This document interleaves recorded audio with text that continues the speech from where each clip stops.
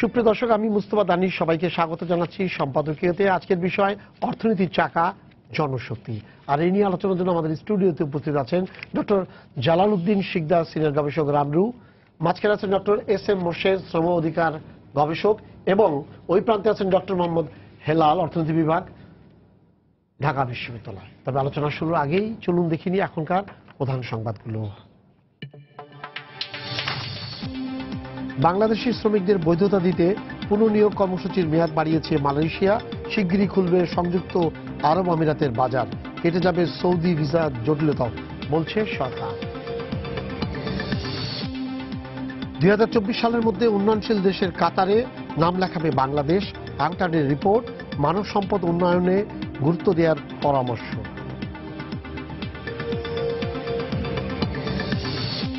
নির্বাচন কমিশন গঠনে রাষ্ট্রপতি চূড়ান্ত সিদ্ধান্ত নেবেন, আবারও জানালেন প্রধানমন্ত্রী। বললেন, আন্দোলনে পরাজিত হয়েই নির্বাচন ব্যবস্থা নিয়ে অভিযোগ তুলছে বিএনপি। রাষ্ট্রপতির সঙ্গে সংলাপে নির্বাচন কমিশন পুনর্গঠনে বাছাই কমিটির সদস্যদের নাম প্রস্তাব করবে বিএনপি। প্রাধান্য পাবে বেগম জিয়ার 13 দফা, জানালেন নেতারা। এবং নারায়ণগঞ্জ সিটি নির্বাচনে আওয়ামী লীগ মেয়র প্রার্থীর বিরুদ্ধে আচরণবিধি লঙ্ঘনের অভিযোগ বিএনপি প্রার্থীর, অস্বীকার করে সাখাওয়াতকে আইবির চ্যালেঞ্জ। ডক্টর জালাল, আমাদের যদি সার্বিকভাবে আমাদের আয় যদি বিদেশে মানে রেমিটেন্সের পুরো সবগুলো টাকার হিসাবে যদি দেখেন, ডলার হিসাবে দেখেন, তো সবচেয়ে বেশি এটা দেখাচ্ছে গার্মেন্টস সেক্টর থেকে আসে, পুরা প্রায় 27-28 বিলিয়ন ডলার। এবং তারপরে যে ইয়াটা আছে সেটা হলো 14 থেকে 15 বিলিয়ন ডলার। গত বছর মনে হয় 15 বিলিয়ন ডলার হয়েছিল মনে হয়। আচ্ছা, কিন্তু বড় ব্যাপারটা হচ্ছে ওখানে যে টাকাটা, যে ডলারটা বিজেপিতে আসে তার অর্ধেকেরও বেশি কিন্তু চলে যায়।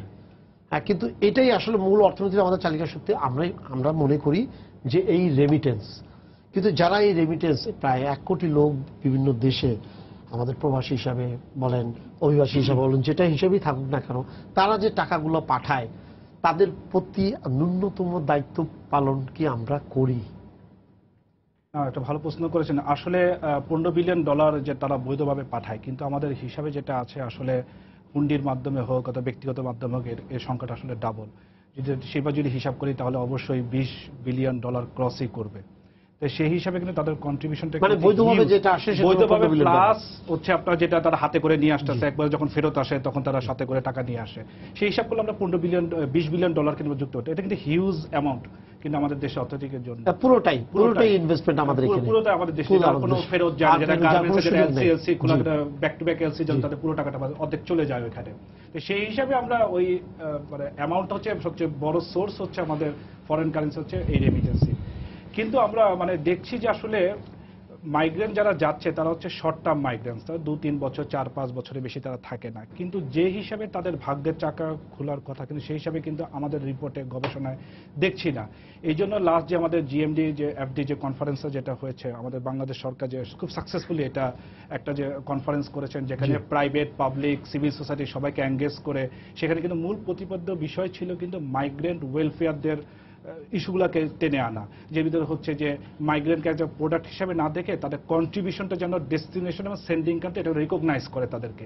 কিন্তু আমরা দেখছি যে মাইগ্রেন্টরা যখন ফেরত আসে অথবা তারা যখন ওই দেশে যায়, তারা কিন্তু বিভিন্ন সমস্যাগুলো তারা কিন্তু ফেস করে। এটা কিন্তু আমরা সঠিকভাবে অ্যাড্রেস করি না।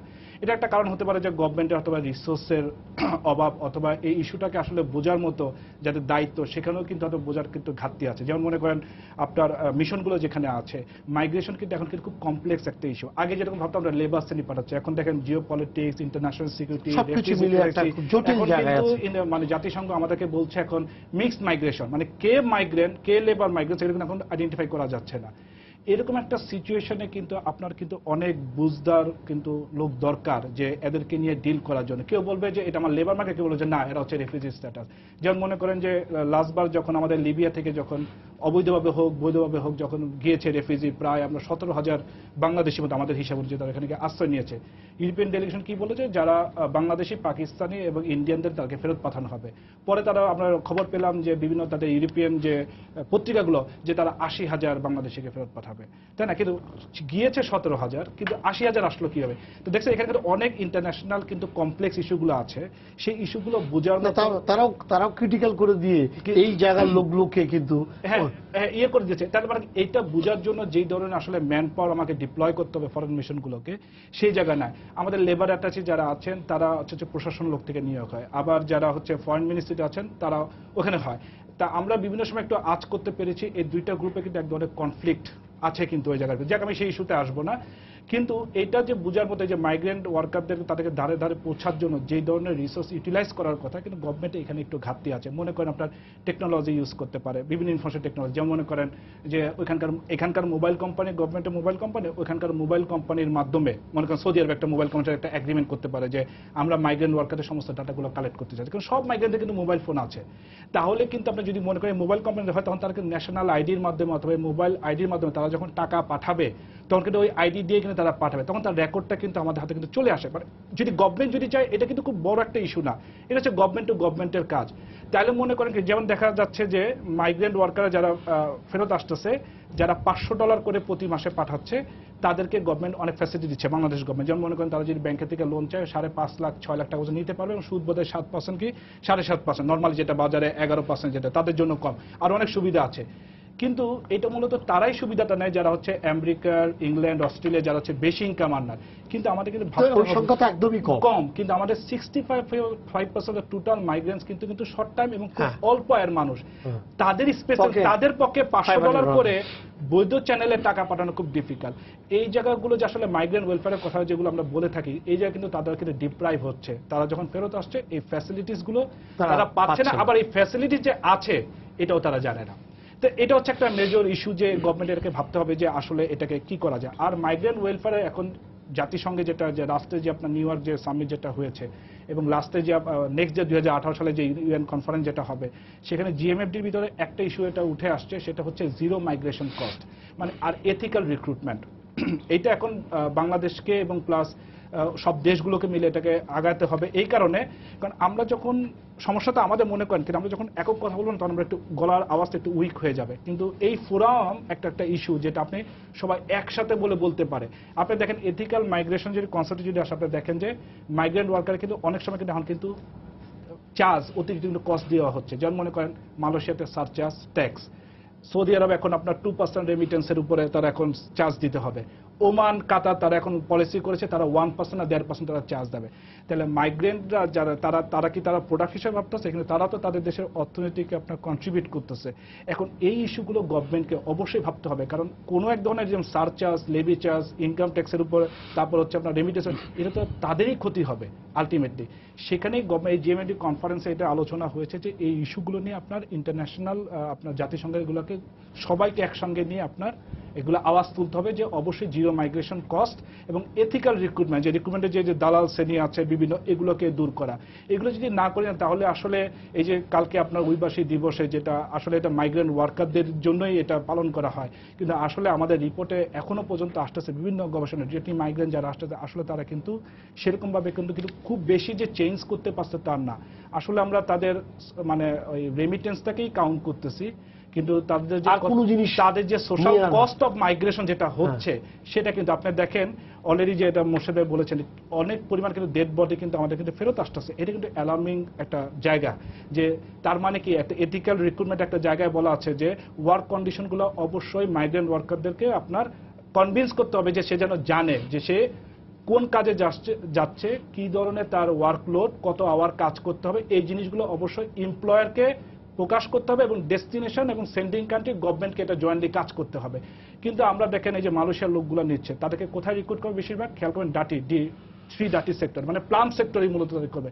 এই প্লাম সেক্টর কিন্তু সিরিয়াস একটা জায়গা, যেখানে এক ধরনের ফুল হয়, সে ফুলের মাধ্যমে আপনার আমাদের স্টাডিতে আসছে অনেক মাইগ্রেন্ট ওয়ার্কার কিন্তু আপনার অসুস্থ হয়ে যাবে, যখন ফেরত আসে যত না কামাই করেছে তার চেয়ে আসলে এখানে মেডিকেল কস্টটা চলে যাচ্ছে।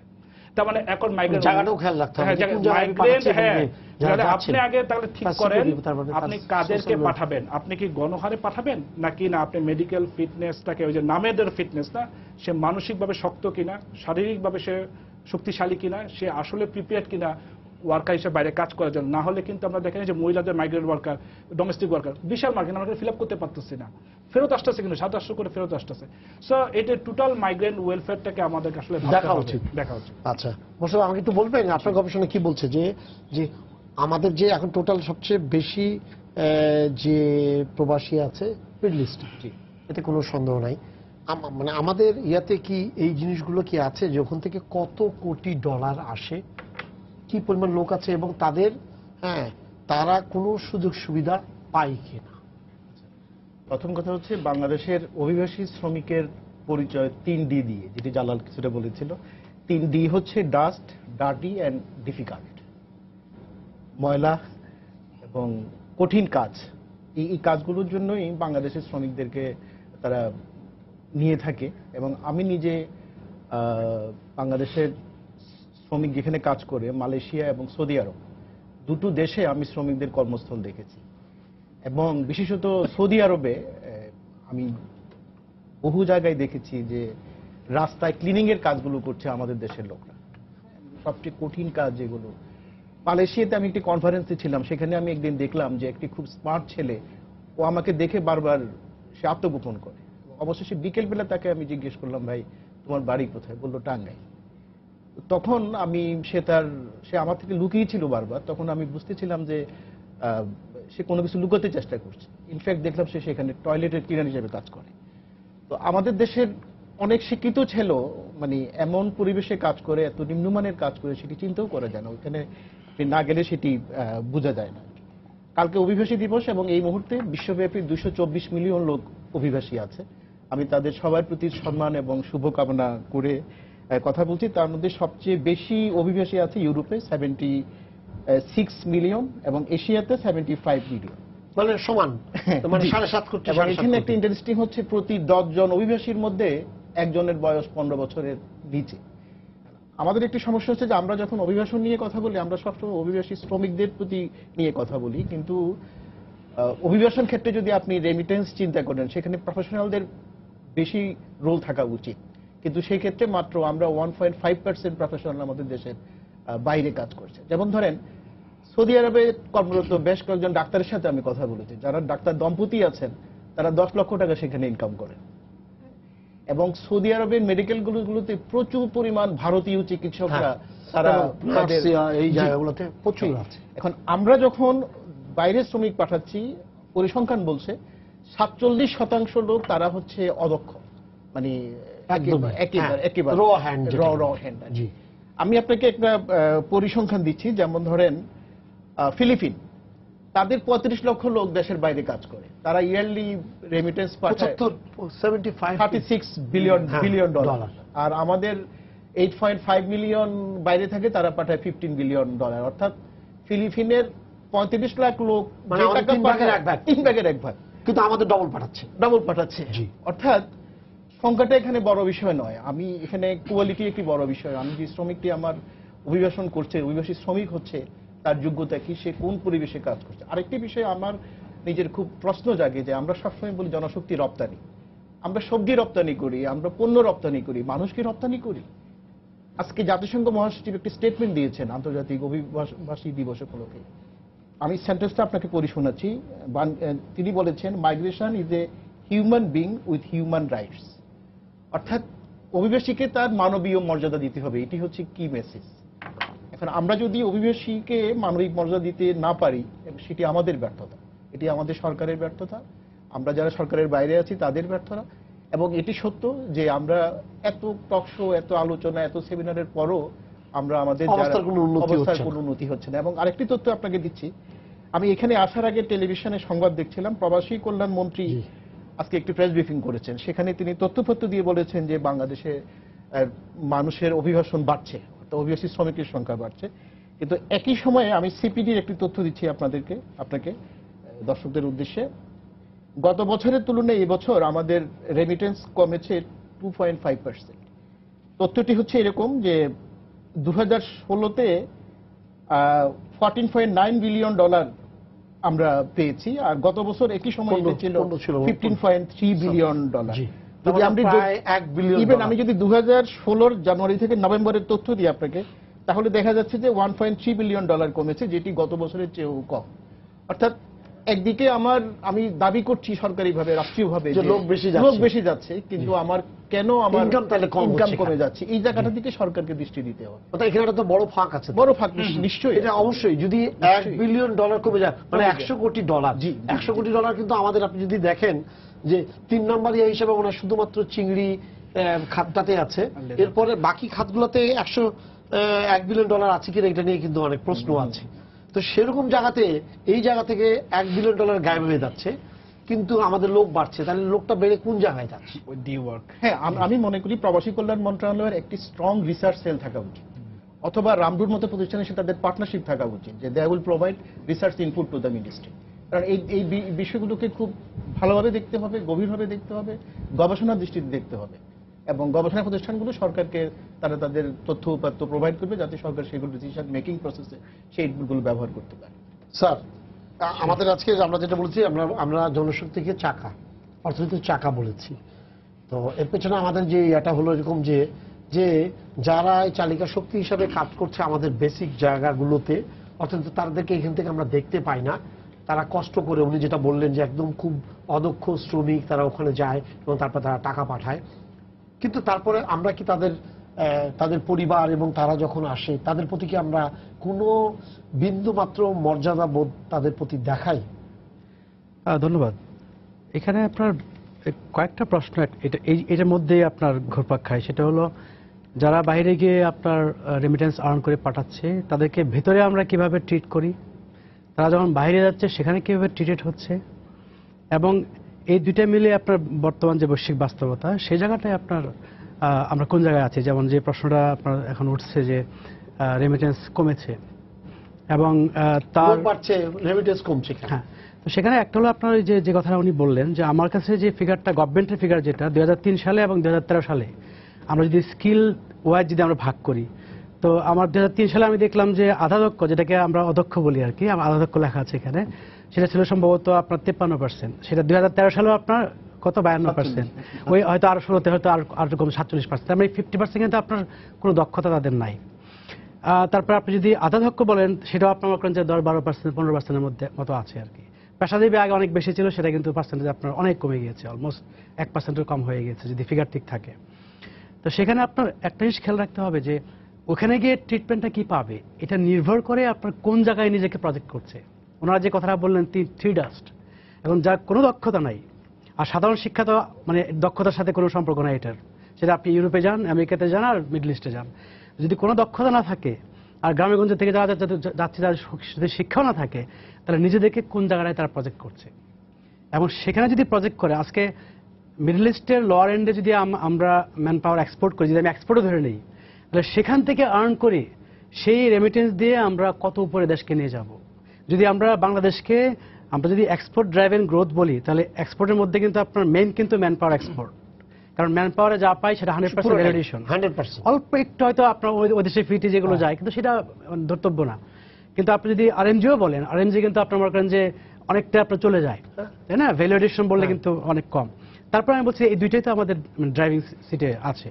তো সেই জায়গাটাতে আপনি যদি বর্তমান আপনার যে ডাইনামিক্সটা, যে $1 বিলিয়ন মতো প্রায় কমে গিয়েছে, এবং সেটাও আপনি যদি ব্রেকডাউন দেখেন, আপনি দেখবেন যে সৌদি আরবে যেখানে আপনার $300 মিলিয়ন, অর্থাৎ $3.8 বিলিয়ন চলে গিয়েছিল 11-12 দিকে সম্ভবত, সেটা কিন্তু নেমে আসছে আপনার $3 বিলিয়ন দিকে। তারপরে আপনার সৌদি আরবের পরে আপনার ইউএই সবচেয়ে বেশি পাঠায়, সেটা 3200 মিলিয়ন, মানে $3.2 বিলিয়ন থেকে নেমে আসছে $250 দিকে। গুড থিং হলো আপনার আমেরিকা থেকে আপনার, যেখানে আমরা 4-5 বছর আগে পেতাম $1.5 বিলিয়ন, সেটা আপনার $2.4 বিলিয়ন হয়ে গেছে আপনার এই বর্তমানে আর কি।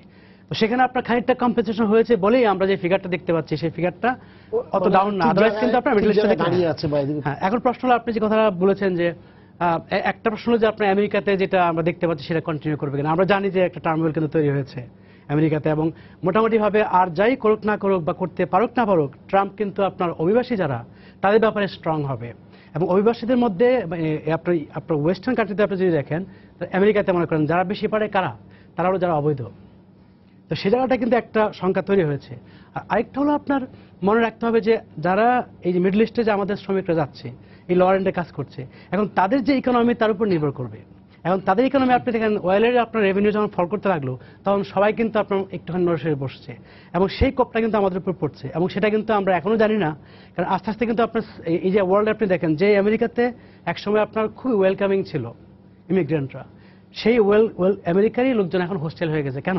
একটা সময় ইমিগ্রেন্টরা গেলে যেই কাজকর্ম তৈরি হয়েছিল কর্মসংস্থান তারা পাচ্ছিল না, আমরা গিয়ে ব্যাকআপ দিয়েছি, তারা করতো না, তাই না? তারা মনে করছিল যে এই লোকগুলো এবং আমাদের দক্ষ লোক বাইরে আনা ছিল না। এখন যেটা হচ্ছে তারা দেখছে যে বাইরে থেকে সাথে আমাদের জব নিয়ে যাচ্ছে, আর তাদের জব যেহেতু আপনার চলে যাচ্ছে অন্যান্য দেশে, মানে যারা ক্যাপিটালিস্ট তারা তাদের প্লান্ট সেট আপ নিয়ে যাচ্ছে, ফলে বৈশ্বিক ডাইনামিক্সে কিন্তু আপনার যে মার্কেটটাতে আমরা ছিলাম যেটা ভালো করছিল, নট নেসেসারিলি যে সেই মার্কেটটা সবসময় আমরা ভালো ধরে রাখতে পারবো। তো সেই জন্য আপনার আমাদের মার্কেট নতুন আপনার প্রজেক্ট করতে হবে।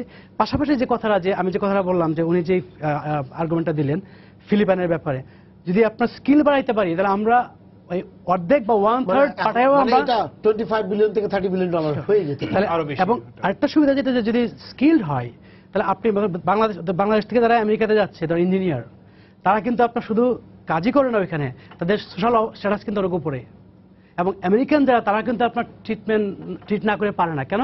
কারণ তাদের যে যোগ্যতা সেই লেভেলের যোগ্যতা। কিন্তু আপনি যদি আপনার এয়ারপোর্টে বা অন্য জায়গায় যদি আপনার এই 3Dর কাজ করেন সেখানে কিন্তু তার পক্ষে এটা ধরে রাখা খুব কঠিন।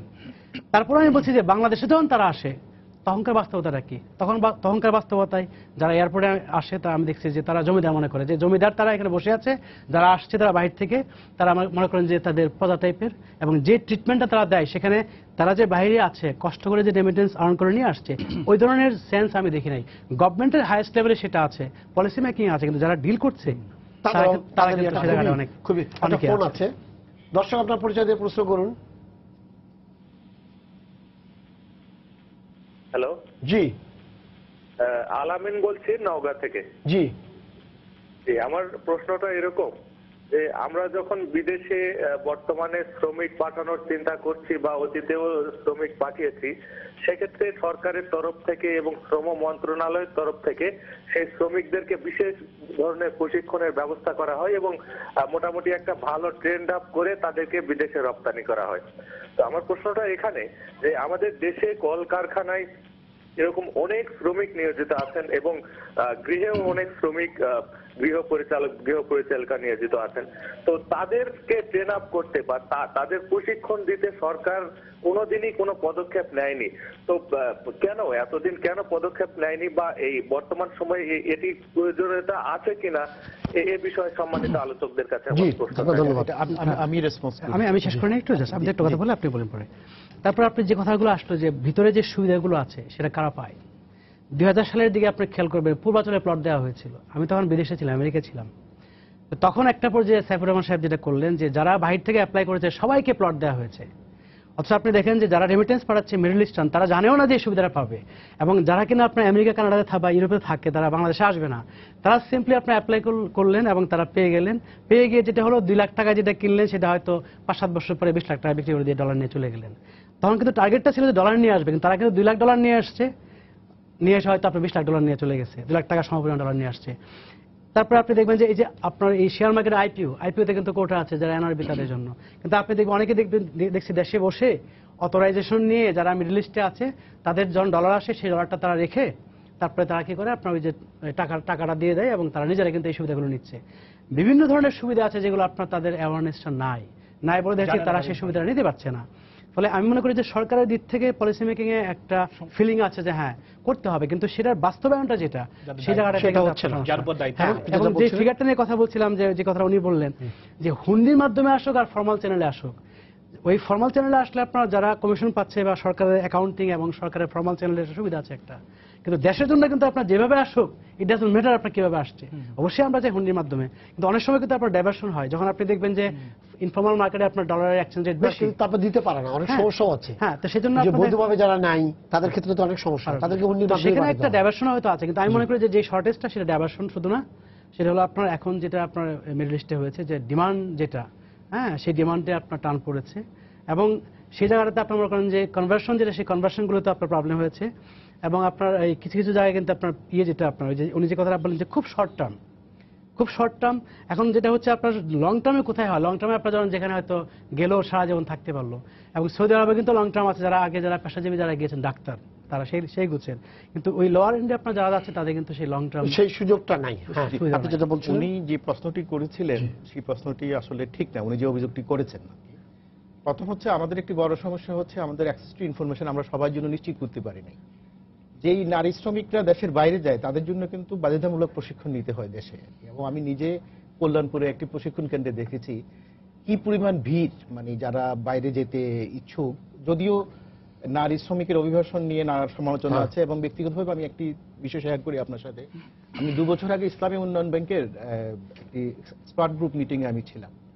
সেখানে ওদের 830 জন স্টাফের মধ্যে 38 বাংলাদেশি, যারা বিশ্বের বিভিন্ন বিশ্ববিদ্যালয়ে পড়াশোনা করেছে, all of them are mostly young scholar. তো আমরা দুপুরে খাবার সময় এরকম, আমরা যারা বাংলাদেশ থেকে যাই 2 জন ছিলাম আমরা এক্সপার্ট গ্রুপ মিটিংয়ে, তারা আমাদেরকে বলছিল যে আমরা অনেক ভালো আছি এখানে, প্রচুর ভালো বেতন পাই, ভালো জীবন জীবিকা নির্বাহ করি, কিন্তু আমরা খুব লজ্জিত হই কেন আমাদের সরকার এখানে মেয়েদেরকে গৃহকর্মী হিসেবে পাঠায়। আমরা যে বিল্ডিং এ থাকি সেই বিল্ডিং এ যখন আমি আমার দেশের একটি নারী কর্মীর চিৎকার শুনি তখন আমার আত্মমর্যাদা ভুলুণ্ঠিত হয় যে আপনারা তো দেশে থাকেন, আপনারা গভর্নমেন্টকে কেন এগুলো বলেন না।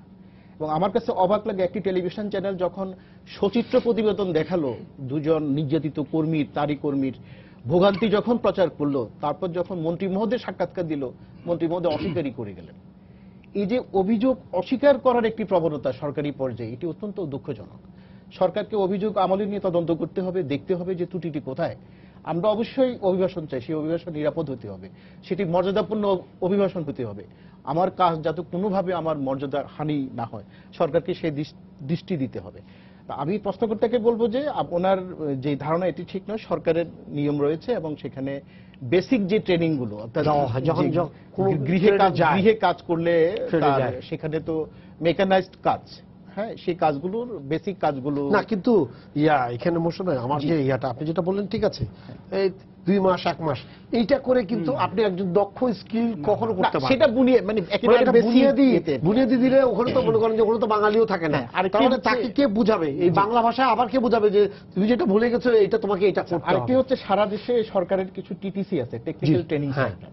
এখন প্রশ্ন হচ্ছে যে এগুলো নিড বেসড ট্রেনিং দিচ্ছে কিনা সেটিও দেখার বিষয়। না, কিন্তু ওইখানে ওরাই যাচ্ছে কিনা সেটা আসলে মানে আমি মোর্শেদ ভাইয়ের সাথে কিছু ব্যাপার আগে অধিকাংশ আপনার সাথে আমি এগ্রি করি না। উনার পয়েন্ট একটু বোঝার চেষ্টা করেন। উনি দুইটা বিষয় জানতে চাচ্ছেন, একটা হচ্ছে বৈশ্বিক অবস্থা আর একটা হচ্ছে আমাদের দেশীয় অবস্থা। বৈশ্বিক অবস্থা দেখেন, ডোনাল্ড ট্রাম্প স্যার যেটা বলেছেন, ডোনাল্ড ট্রাম্প আসছে, হ্যাঁ তার একটা মানে একটা এন্টি ইমিগ্রেশন একটা অ্যাকশন নিবে, কিন্তু মানে নিউ লিবারাল কনসেপ্ট অনুযায়ী আপনার কর্মী যেমন ছাঁটাই করতে হয়, আবার ইকোনমিকটাকে চাকাটাকে সচল করার জন্য কর্মীকে আবার এক্সপ্লয়েট করতে হবে, না ইকোনমিক চাকা সচল হবে না। এটা নিউ লিবারাল একটা বড় একটা ক্রিটিসিজম। সেই জায়গায় তারা একটা ইমিগ্রেন্ট যারা আছে তাদেরকে তারা একটা প্রেশারের ভিতরে রাখবে যে তোমরা কি চলে যাবা। যেমন আমাদের মাইগ্রেন্ট ওয়ার্কাররা 8 লাখ টাকা খরচ করে সৌদি আরব যাচ্ছে, গিয়ে বলা হচ্ছে তোমরা 25,000 টাকা বেতন চাকরি করবে, গিয়ে দেখো যে 12,000 টাকা নাই, সে কি তখন ফেরত আসে? সে কিন্তু ফেরত না। এখন ডোনাল্ড ট্রাম্প, আমার যেটা পারসেপশন যে ডোনাল্ড ট্রাম্প আমাদের বলতে পারে যে তোমার ওই যে ফ্যাসিলিটিস গুলো যেগুলো আছে, ওই যে ওভার টাইমে পেনশন, এগুলো তুমি পাবা না, তুমি থাকবা কি থাকবে না, এবার এটা বলো। কারণ তাকে লোকের দরকার আছে। আপনার এবার অভিবাসী দিবসে আপনার একটা স্ট্যাটাস বের হচ্ছে, মানে একটা রিপোর্ট বের হচ্ছে যে আপনার এশিয়াতে একটা বিশাল একটা মার্কেট তৈরি হচ্ছে, বিশেষ করে চায়নাতে, কারণ তাদের 65 এজের সংখ্যা এত বেশি। এখন প্রশ্ন হয়েছে এই চায়নার এই মার্কেটটাকে কে ধরবে, তাই না? ইউরোপের ভিতরে আপনার বার্থ রেট 1.5% বিলোতে চলে গেছে এবং তারা অনেক ফ্যাসিলিটি দিচ্ছে। হ্যাঁ, মানে হ্যাঁ, অনেকে বলছে যে তোমরা বাচ্চা নাও, আমরা তোমাদেরকে ফ্রি হাউস দিব, সবকিছু, এরপর তারা পারতেছে না। হ্যাঁ, জার্মানিতে সব, জার্মানিতে, আমেরিকাতেও কিন্তু একই অবস্থা। তাহলে তাদের ইকোনমি চাকাটা কারা রান করবে? এটা হচ্ছে বৈশ্বিক অবস্থা যেটা আসছে। আপনি এখন টোটালি চিন্তা বের করতে হবে, মানে মাথা থেকে ধরতে হবে যে আপনার আমার এখন লো স্কিল ওয়ার্কার, এগুলো এখন ভাবলে হবে না, এখন আমাকে স্কিল ওয়ার্কারে ভাবতে হবে। তার মানে বাইরের দেশে এখন আপনার স্কিল ওয়ার্কারের ডিমান্ড আছে। আমাকে ডাটা দেই, আপনার ইন্ডিয়া গত বছর আপনার তারা প্ল্যান করেছে জার্মান গভর্নমেন্টের সাথে 1 লক্ষ ট্রেনিং সেন্টার তারা পুরো ইন্ডিয়াতে করবে এবং তারা 1 কোটি স্কিল ওয়ার্কার তৈরি করবে এবং তাদেরকে হিসাব করে বের করেছে সারা ইউরোপে, শুধু জার্মান না সারা ইউরোপকে তারা সাপ্লাই দিবে।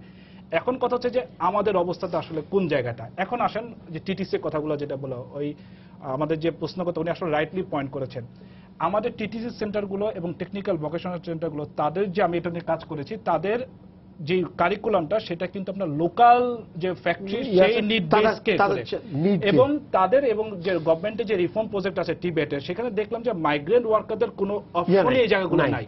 আচ্ছা, এখন গভর্নমেন্ট এই রিফর্ম প্রজেক্টের ভিতরে গভর্নমেন্ট একটা সাকসেসফুল হচ্ছে, তারা NTBQF একটা কোয়ালিফিকেশন তারা মানদণ্ড একটা ইন্ট্রোডিউস করেছে, যেটা অনেকটা অস্ট্রেলিয়ার ট্যাফের স্টাইলে। সেটা হচ্ছে যে এনটিকিউবিকে 1, 2, 3, 4 আমাদের এসএসসি, এইচএস এবং তারা আপ টু বিএসসি ইঞ্জিনিয়ার পর্যন্ত হইতে পারবে, যাদের ওই ওয়ার্কের মাধ্যমে তাদের সার্টিফিকেটটা হবে। এখন এই এনটিবিউকে সার্টিফিকেটটা, এটা কি আপনার সৌদি আরব মার্কেট কি তা রিকগনাইজ করতেছে? এটা কি আপনার মিডল ইস্টের জিসিসি, সাউথ এশিয়ার কান্ট্রি তারা কি রিকগনাইজ করতেছে? তাহলে এটা কে করবে? এটা তো গভর্নমেন্ট টু গভর্নমেন্ট আলোচনা করে এই সার্টিফিকেটটা তো কিলাতে হবে।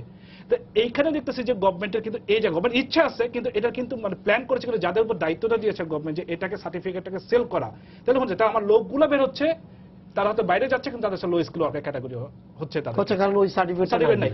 আবার এই টিটিসি সেন্টারগুলো, আবার এই টেকনিক্যাল সেন্টারগুলো প্রচুর আপনার ট্রেনারের অভাব, তাদের কোন ট্রেনার। তার মানে কি একই ট্রেনার প্রিন্সিপাল গুলো দেখেন আপনি, তার মানে কি এখন এই যে আজকে যেমন আমাদের মাননীয় মন্ত্রী বলেছেন যে আমরা অতিরিক্ত আরো কয়েকটা জেলাতে আমরা নতুন টিটি সেন্টার, হ্যাঁ করেন, এটা ভালো কথা, কিন্তু এক্সিস্টিং টিটি সেন্টারগুলো আমরা নিজেরা ভিজিট করেছি, it's very poor conditions, it is not up to, এটা হচ্ছে পুরো লোকাল মার্কেটকে ইয়ে করা।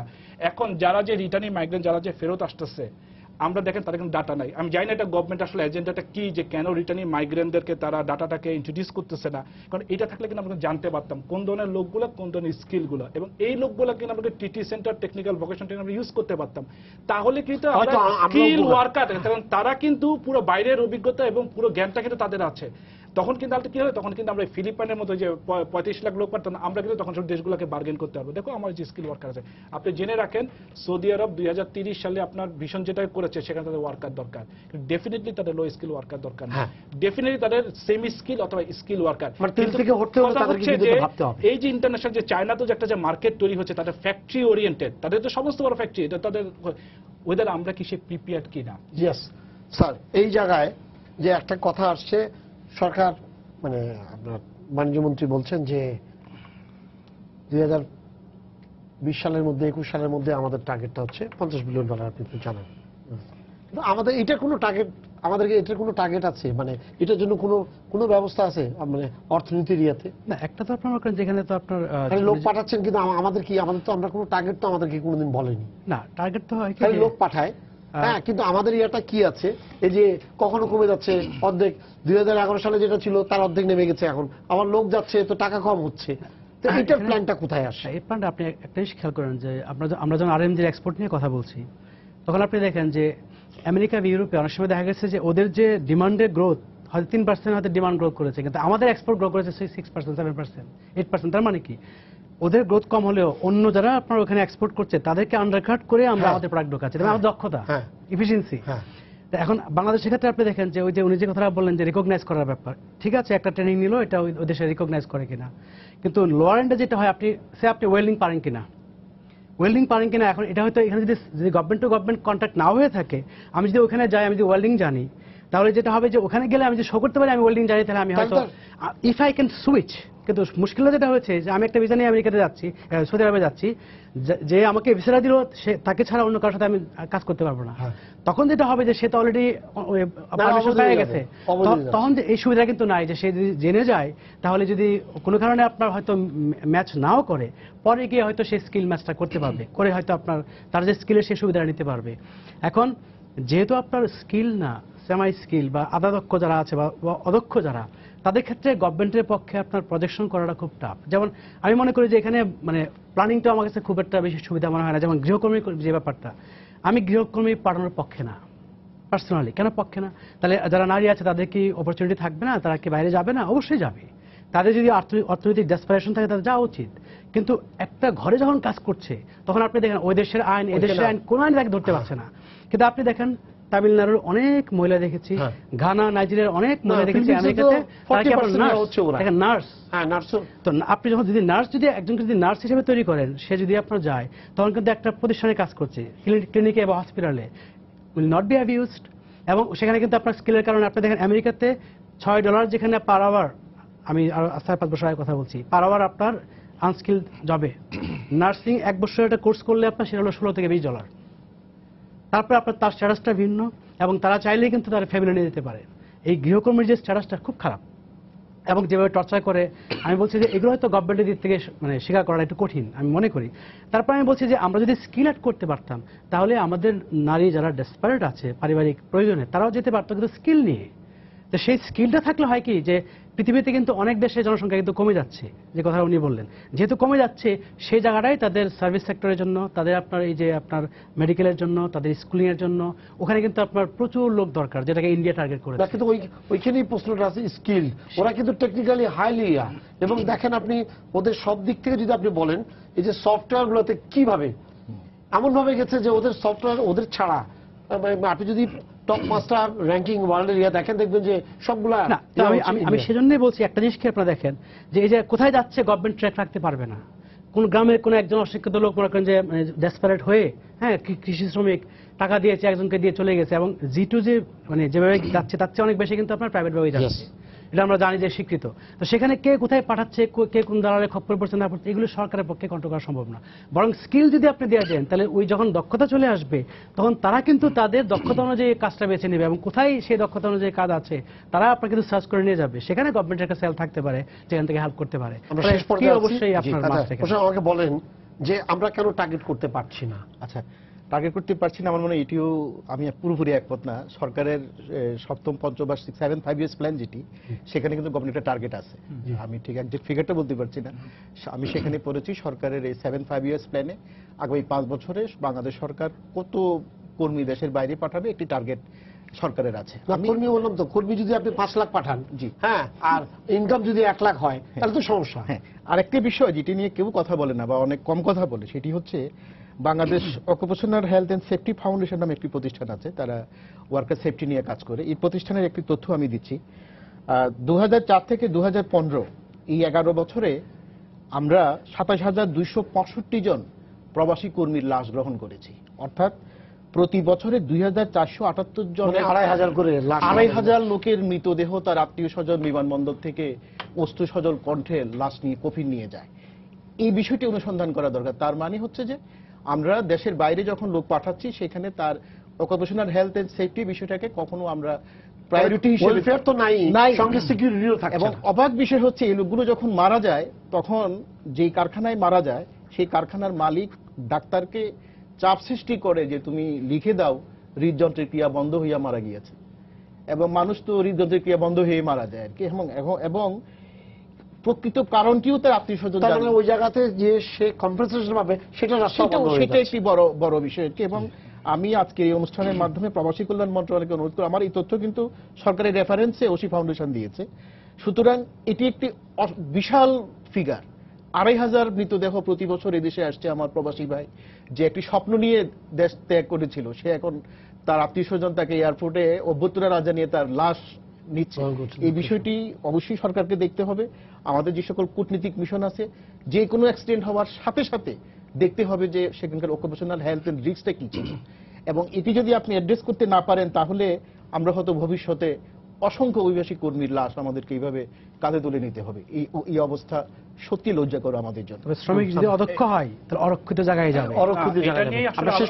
আমি জাস্ট এটা নিয়ে আলোচনা বলবো যে এইবার যে জিএমএফডি কনফারেন্স, এটা নিয়ে আলোচনা ছিল যে এথিক্যাল রিক্রুটমেন্ট। সেই এথিক্যাল রিক্রুটমেন্টের ভিতরে আপনার ওয়ার্ক কন্ডিশন গুলো যেন ওয়ার্কার এমনভাবে সহজ মানে বোধগম্য করতে হবে, যাতে ওয়ার্কার আগেই যেন জানে যে আসলে তার কোথায় গিয়ে কাজটা করে। একটি হচ্ছে আলোচনা হচ্ছে হেলথ ইন্স্যুরেন্স এখানে, এবং এখানে অবশ্যই সরকার ডেস্টিনেশনস এবং সেন্ডিং কান্ট্রি সরকারকে এটা কাজ করতে হবে, এমপ্লয়ারকে প্রেশার তৈরি করতে হবে যে তার যেন এগুলো মেনটেন করে। কেন এগুলো নিয়ে গভর্নমেন্ট আসলে কাজ করা দরকার। কিন্তু আমার জানার মতো এবারে মালয়েশিয়ার ক্ষেত্রে কিন্তু চেষ্টা করছে, মানে চেষ্টা করছে, কিন্তু এটা হচ্ছে একা গেলে গভর্নমেন্ট পাবে না। এই যে ফোরামের মাধ্যমে, যেটা আমরা সব সময় চেয়েছিলাম যে সার্কের মাধ্যমে, যেহেতু আমাদের 4-5টা দেশ হচ্ছে মাইগ্রেন্ট সেন্ডিং কান্ট্রিজ, কিন্তু এটা অ্যাকচুয়ালি এক হলো না, এটা বিকামে পলিটিসাইজ হয়ে গেছে। আমি জাস্ট একটা কথা বলবো, স্যার যেটা বলেছেন যে domestic we should be much more careful, যে ডোমেস্টিক ওয়ার্কার পাঠানো যাবে না। কিন্তু ওয়ার্ল্ড এখনো পর্যন্ত আমাদের রিপোর্ট আছে ডোমেস্টিক ওয়ার্কারের হিউজ মার্কেট আছে, কিন্তু আমাদের এই মার্কেটটা হাতছাড়া করলে হবে না। তামিলনাড়ুর যারা আছেন তারা শুধু নাসি যে ডোমেস্টিক, কিন্তু তারা হচ্ছে স্কিল ওয়ার্কার। শ্রীলঙ্কায় হচ্ছে খুব স্কিল, ফিলিপিনের সব স্কিল। আপনাকে অবশ্যই মার্কেটটাকে আপনাকে অবশ্যই এটাকে কখনো হাতছাড়া করতে, কিন্তু কথা হচ্ছে যে আমরা দেখছি যে খুব তাড়াহুড়া প্রবণ, আমরা খুব মাথা গুনতেছি যে কতজন পাঠালাম, স্কিলরা ঘরে যায় না। না এখন মনে করেন কি, যদি এদেরকে যেমন ট্রেনিং সেন্টার গুলো মাত্র আপনার 10 দিন, 3 দিন, 12 দিন, 1 মাস, এই 1 মাস কাউকে দক্ষ ওয়েট আপনাকে অবশ্যই এদেরকে ট্রেনিং দিয়ে ওই কোয়ালিফিকেশন দিয়ে তারপর তাহলে তাদেরকে পাঠান রিক্রুটমেন্টটা ওখান থেকেই হওয়া উচিত। ওখান থেকে যেমন মনে তাহলে করুন- কিন্তু এই সমস্যাটা না, মানে যে লাইন ধরে মানে আমি যেতে চাই, আমি ওখানে গেলাম, সঙ্গে সঙ্গে বললো ঠিক আছে তোমার টাকা তুমি পাঠিয়ে না দিবে। না এরকম না, এই জন্য মানে আমরা যদি ট্রেনিং সেন্টার গুলোই বেসিক জায়গা হয়, ওখান থেকে যারা পাস করবে, যারা অতদিন ধরে করবে, Exactly. তাদেরকে যদি করে যায়, তাহলে তো গভর্নমেন্টের মাধ্যমেই আসতে পারে, না, তাহলে এই ফ্রডনেসটা থাকে না না। না আরেকটা হচ্ছে মাইগ্রেশন কস্ট কম যায়। এই জন্য আমরা একটা মানে এখন আমরা খুব রিকমেন্ড করতেছি যে গভর্নমেন্ট যেরকম মনে করেন জিটিইউ বিটিইউবি যেভাবে মাধ্যমে নিয়ে যাচ্ছে যে আপনার বাইরের সাথে উদ্যোগে, দ্যাট ইজ গুড, কিন্তু একই সাথে গভর্নমেন্ট কিন্তু অবশ্যই একটা কোটা সিস্টেম ডেভেলপ করতে হবে যে আমরা এত % টিটিসি টিবেট যারা ইয়ে, ট্রেনিং সেন্টার যা আছে আছে, তাদের তাদেরকে থেকে দিব। দিতে হবে। তাহলে হবে কি মিডলম্যানটা কিন্তু কমে যাবে, চেয়ার টেবিল নিয়ে বসবেন, ইন্টারভিউ দিবে, যে হ্যাঁ, পাবে চলে যাবে। সে চলে যাবে। একই সাথে আমি গভর্নমেন্টকে আপনার অনুরোধ করব, ফিলিপিনের যে মার্কেটটা যে মানে তার যে রেমিটেন্স একটা হচ্ছে তার নার্সিং এর সেক্টর, প্রতি আমেরিকাতে প্রতি বছর 4.5 লক্ষ নার্সিং এর নার্স প্রয়োজন হয়। আমরা কিন্তু গত প্রায় 12 বছর যাবত আমরা উদ্যোগে আমরা কিন্তু গভর্নমেন্টকে কিন্তু বোঝানোর চেষ্টা করেছি প্রাইভেট ইউনিভার্সিটিগুলোকে আপনার নার্সিং কোর্সটাকে ইন্ট্রোডিউস করেন, কারণ বাইরের দেশে কাজ করতে আপনি অবশ্যই ইংলিশ ভালো জানতে হবে, কমিউনিকেশন হ্যাঁ, ডেভেলপ করতে হবে। জানতে আপনি যদি ওই ডিপ্লোমা নার্সদের কথা যেটা ভাবতেছেন এটা দিয়ে কিন্তু এটা দিয়ে হবে হবে না, না, হ্যাঁ। কিন্তু পলিটিক্যাল কারণে কিন্তু এখন honors চলে না, আসছে। কিন্তু কোনো এখনো পর্যন্ত গভর্নমেন্ট এটা পারমিশন দেয় নাই। Private এখন- university। private- Private এবার আমরা যারা অস্ট্রেলিয়ায় পড়াশোনা করেছি আমরা দেখেছি ডাক্তারের যে এমবিবিএস এবং নার্সিং এর যে অনার্স মাস্টার একদম একই, ইকুইভ্যালেন্ট, হ্যাঁ। মানে কোন করে আমরা কি তাহলে কি এই মার্কেটটা কি হারাবো? আমরা এই মার্কেটটা তাহলে আজীবন কি আপনার ওই তামিলনাড়ু অথবা শ্রীলঙ্কান অথবা ফিলিপিন আর ইন্ডিয়ানরাই থাকবে? এখন আমাদের কিন্তু আপনি যখন ধরলাম মাইগ্রেন্টদেরকে আপনি একটা প্রোডাক্ট হিসেবে ভাবতেন, যদি আমরা চাই না প্রোডাক্ট হিসেবে ভাবতে, তাদেরকে একজন মানবিক দৃষ্টিকোণে দেখা হবে, কিন্তু মানুষটা যখন প্রোডাক্টটা বাজারে ছাড়বে, প্রোডাক্টের মান উন্নয়নে মানুষ তখন অনেক ইনিশিয়েটিভ নেয় না। আমাদের কথা হচ্ছে সেই মান উন্নয়নের জন্য আপনাকে ব্যবস্থা করতে হবে, তাড়াহুড়া দরকার নাই। আমরা দেখলাম যে মাইগ্রেশন সেক্টরে যারাই ক্ষমতায় আসতেছে পলিটিসাইজ করে ফেলতেছে, আমার আমলে কয়জন গেল, কত টাকা রিমিটেন্স, এটা না করে আপনি কম লোক পাঠান, স্কিল পাঠান, বেশি টাকা কিন্তু আয় টাকা করেন, বেশি আয় হবে। টাকা আয় হবে এবং ওইটা সাস্টেইনেবল হবে। না হলে কিন্তু শুধু লোক পাঠায় আর রিটার্ন এই ডেড বডি এই জিনিসগুলাই কিন্তু আমাদের হতে থাকবে। আমাদের সময় শেষ হয়ে গেছে। আপনাদের ধন্যবাদ স্টুডিওতে আসার জন্য। সবাইকে শুভেচ্ছা জানিয়ে শেষ করছি আজকের সম্পাদকীয়। আগামীকাল আবারও দেখা হবে রাত 10টায়। দেখার আমন্ত্রণ রইল। শুভরাত্রি।